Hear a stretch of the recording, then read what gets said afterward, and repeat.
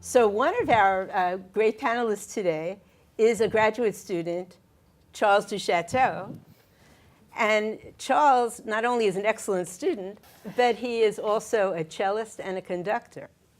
And it turns out that Charles's wife, Anne Britt Duchateau, is a conductor on Broadway, and she's going to be the associate director of the new Frozen that's coming out very soon.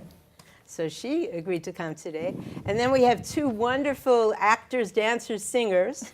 We have Lauren Nicole Chapman, who's going to be in Frozen.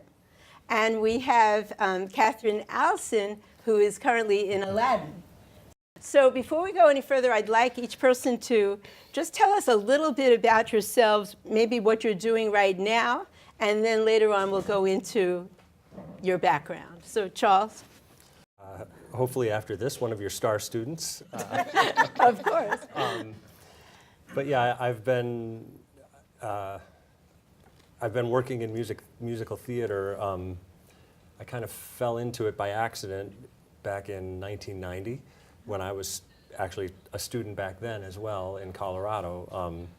I went on the road with the show Les Miserables through a series of events, and when I went on the road with that, I was actually a keyboard player. I was getting my degree in cello performance in Colorado, and this opportunity presented itself. So I went on the road as a keyboard player, and I stayed on the road for about 10 years. I worked with Les Mis.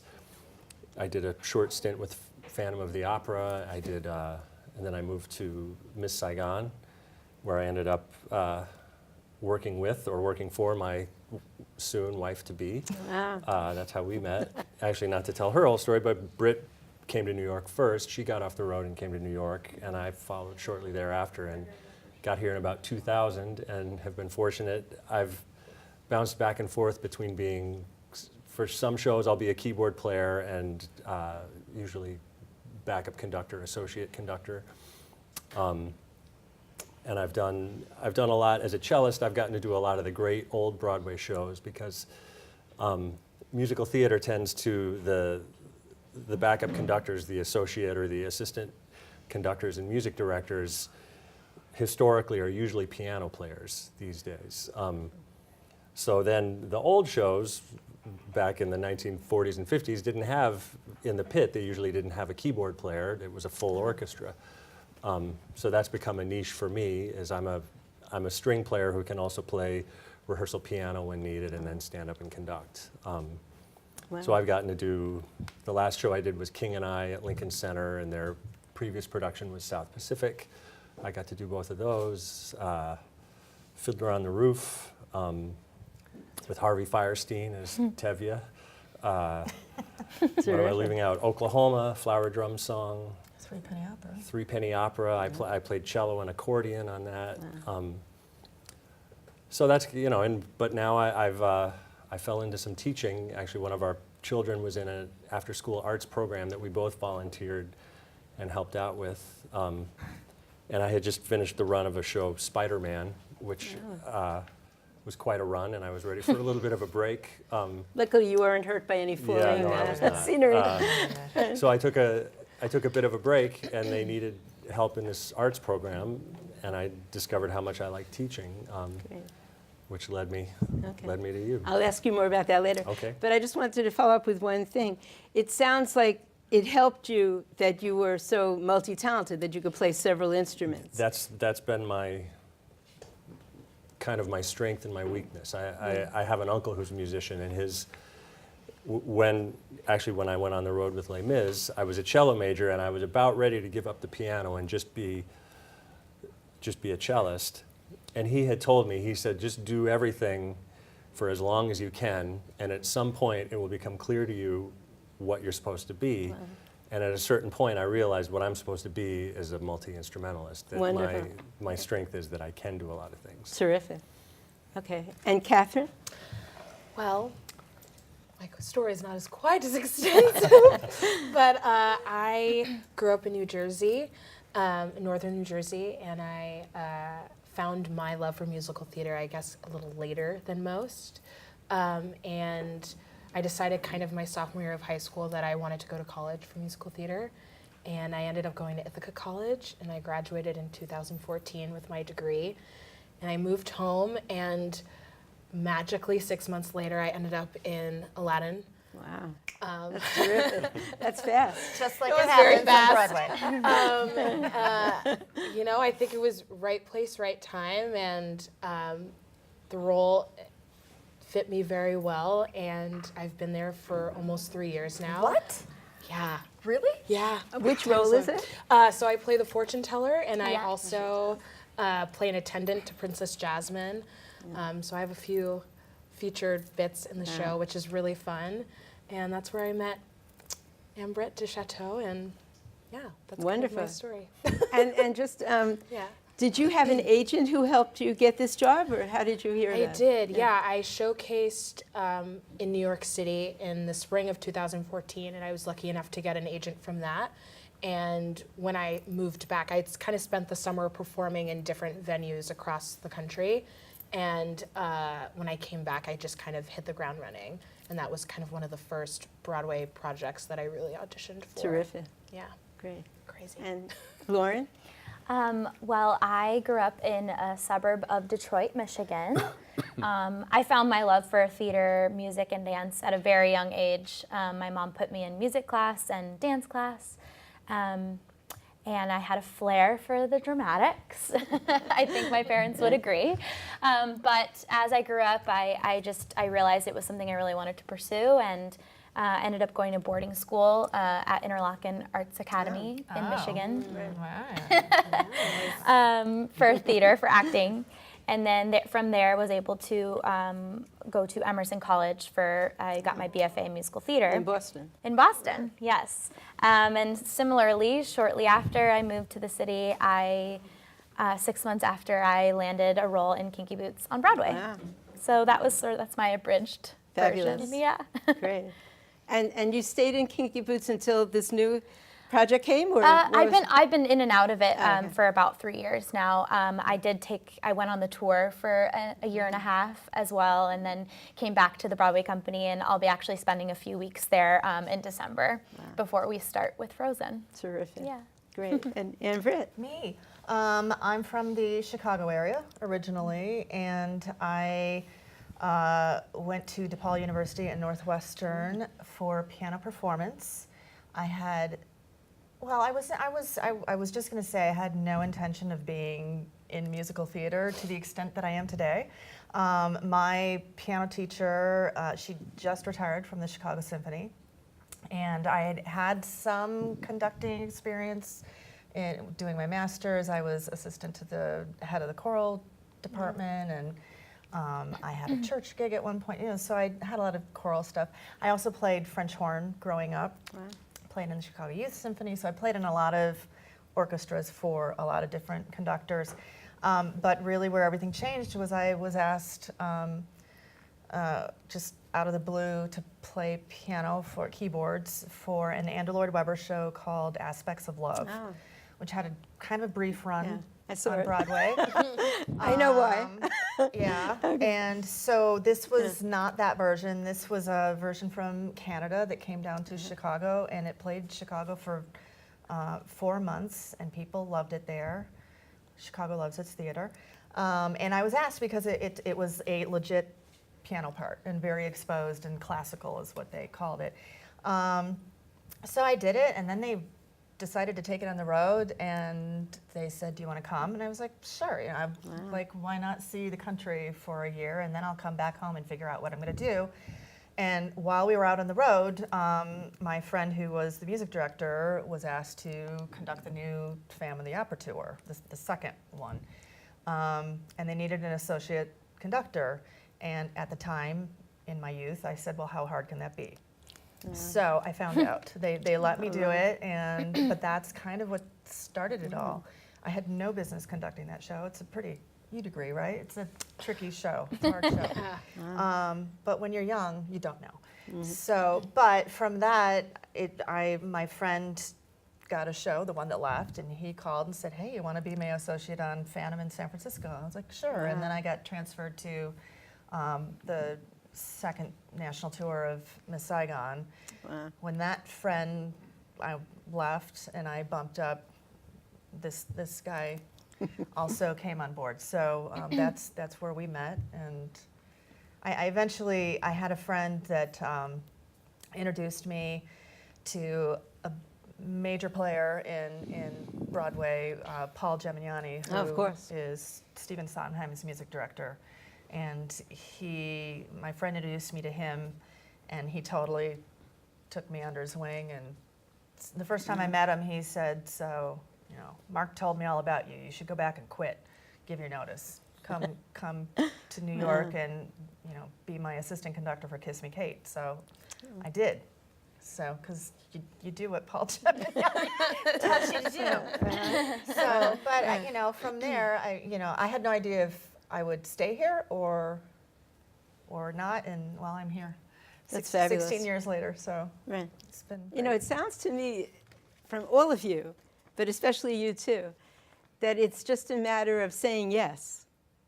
Like Definitely. when an opportunity presents itself, you say yes and you go with it. Right. And that's Yeah. how And being ready. being ready. Yeah. It's fabulous. Okay, so maybe we'll take a quick break, and then we're going to hear Lauren sing a song. That'll be great. Sure. And then later on, we're going to hear Catherine sing a song. Okay.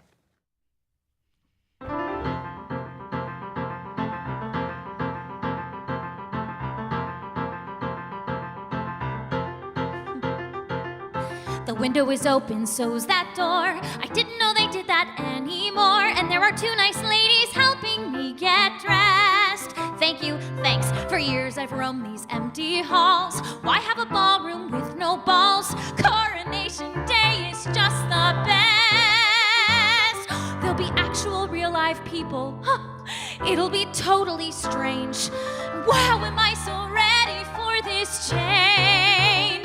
For the first time in forever, there'll be music, there'll be light. For the first time in forever, I'll be dancing through the night. Don't know if I'm elated or gassy, but I'm somewhere in that zone. 'Cause for the first time in forever, I won't be alone. I can't wait to meet everyone. What if I meet the one tonight? Imagine me gown and all, fetchingly draped against the wall, the picture of sophisticated grace. I suddenly see him standing there, a beautiful stranger, tall and fair. I wanna stuff some chocolate in my face, but then we laugh and talk all evening, which is totally bizarre. Nothing like the life I've led so far. For the first time in forever, there'll be magic, there'll be fun. For the first time in forever, I could be noticed by someone. And I know that it's totally crazy to dream I'd find romance, but for the first time in forever, at least I've got a chance.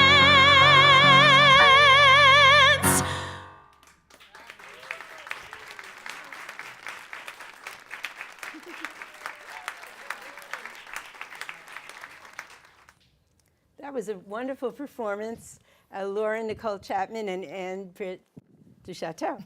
So can you tell us a little about the new production of Frozen? And it's so exciting. I know my family's dying to see it. We can tell you that much. Tell us a little bit.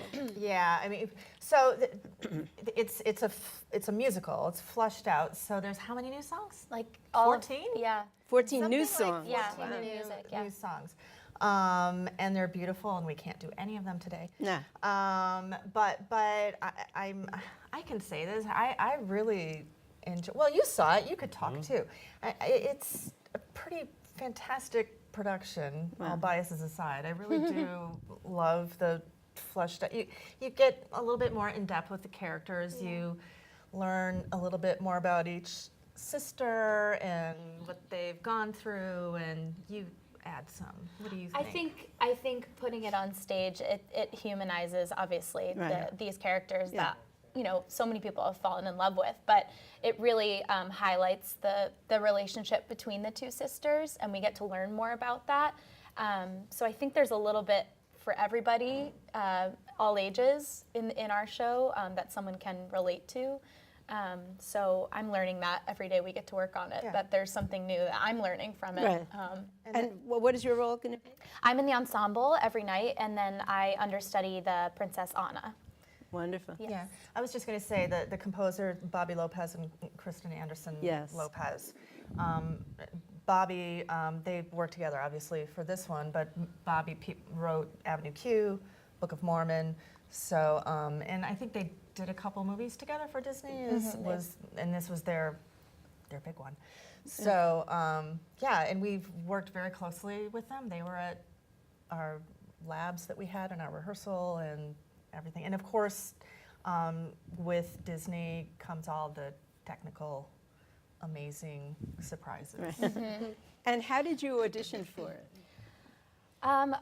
For this production, I did attend an EPA, which for us means it's basically a big chorus call. I show up early in the morning, I sign up, and I oftentimes get to sing 16 bars. But also, I have an agent who helped me through this process, and after about 8 auditions later, including callbacks or something like that, dreams came true for sure. And, 8 auditions. Yeah. There were a lot of people that wanted to be. Of course. Yeah, it was one of the longer audition processes I think a lot of people have gone through.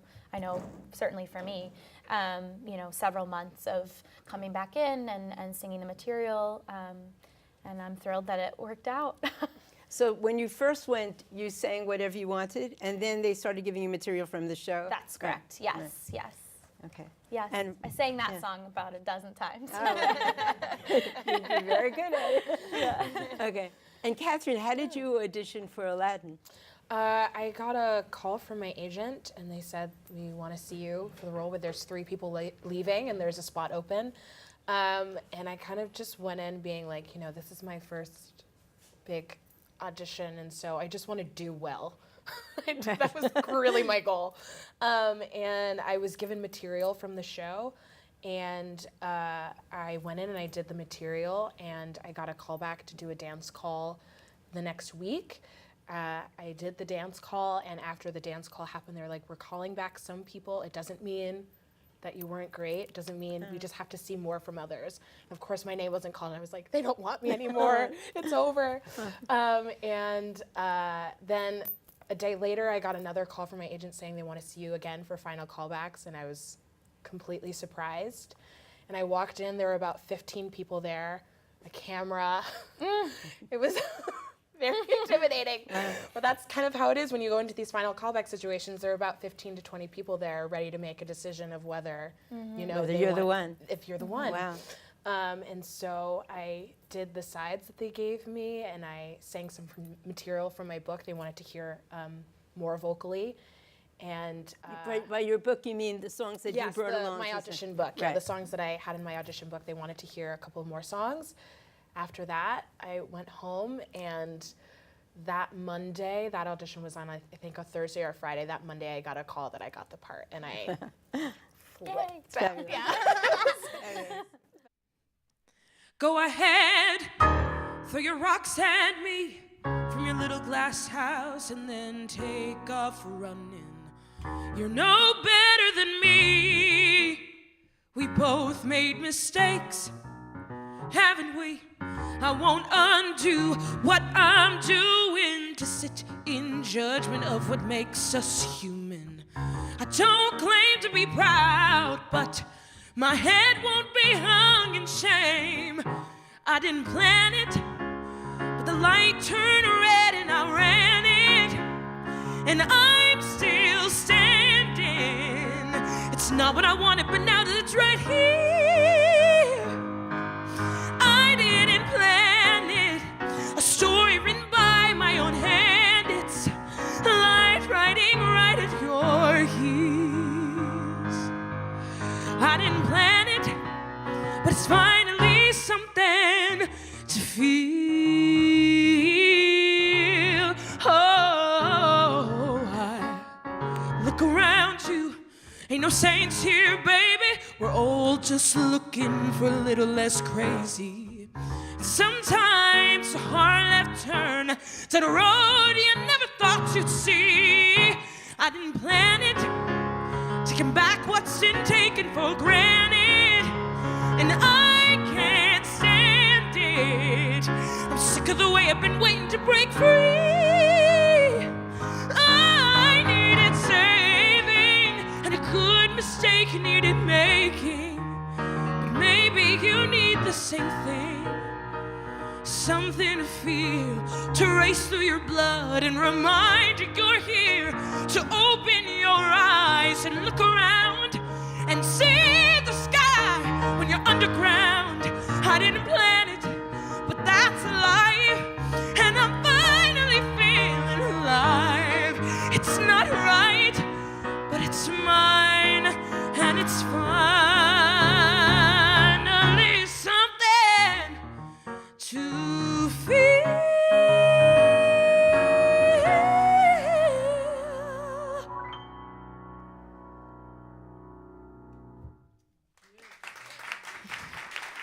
Thank you.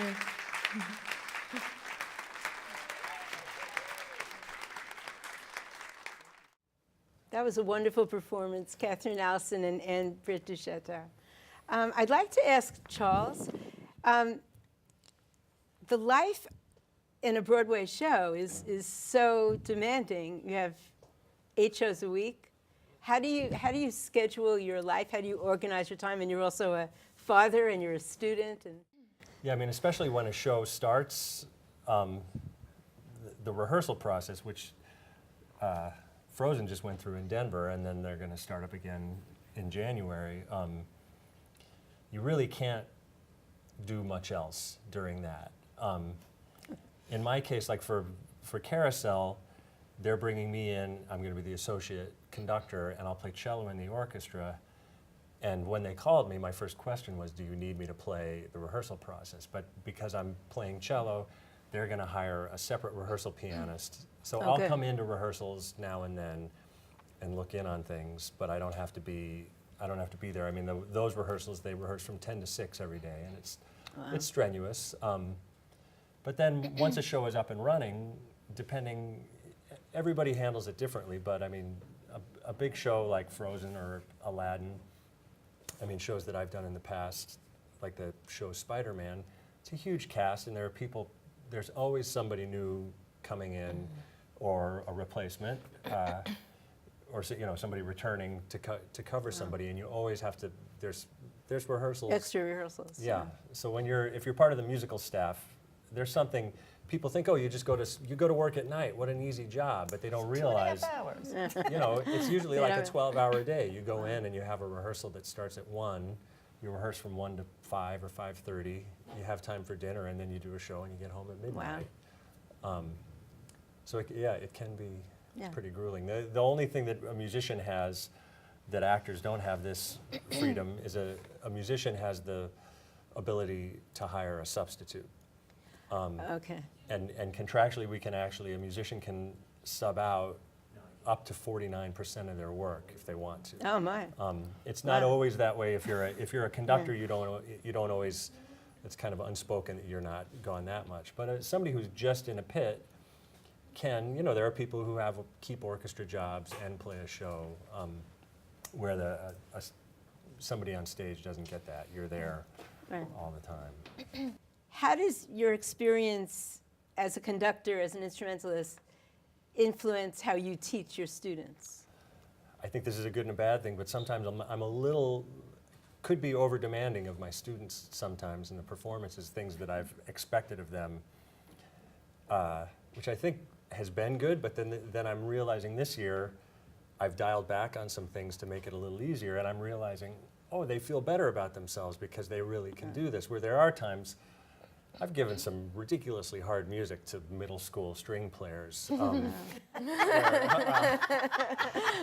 wasn't always, and they got good, but this year I've sort of tempered it a little bit with some of this stuff that I've been learning of keeping it at a level that they can get to. But I do think that it is good. I mean, they know what I'm doing, what else I do, and I have high expectations for them just because that's who I am, and I think they like it, and they feel good about it. Like, and I have students.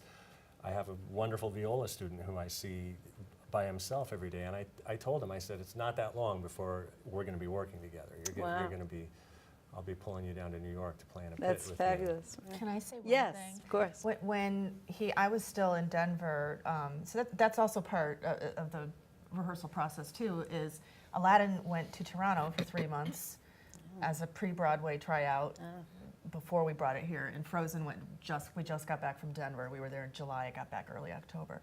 But I was still in Denver when he got the very unexpected phone call. First of all, he's 1 in a million, maybe 1 in 2 of on Broadway of who, and the other person just got out of college. And I think it's because they've seen, oh, I can be a string player and a conductor because look at this guy getting the call. But Right. he got the phone call and it was, we have to have Charles because of the people who are going to be in this show. And it's, speaking of waitress, it's Jessie Mueller, Joshua Henry. Joshua Henry is in it. And when he called me, he said, like, how am I going to do this? And I was like, 2 words, Renee Fleming. You are doing this. Like, so you have to. Oh, like, my. you have to conduct her. Right. But his response was, I have to do this for my students because I want them to see, like, everything they can do. And Right. I mean, so that's where my head was Renee Fleming, and he was like, my kids. Right. I got to bring my kids to see, the conducting, the orchestra, Yeah. So I think you- it's you've wonderful. been a Right. big influence in his Well, thinking. thank So. you. But I really think that, I mean, to me, I'm a composer, I'm a pianist, I'm a teacher. There's no separation. It's all part of who I am. Right. So I'm glad to hear that you don't sound like there's any conflict. It's just another aspect of what you do. Yeah. Yeah. So that's terrific. Definitely. Once again, I thank my wonderful panel, Laura Nicole Chapman and Britt Duchateau. I'm getting good at this. Charles Duchateau and Catherine Allison. Thank you so much.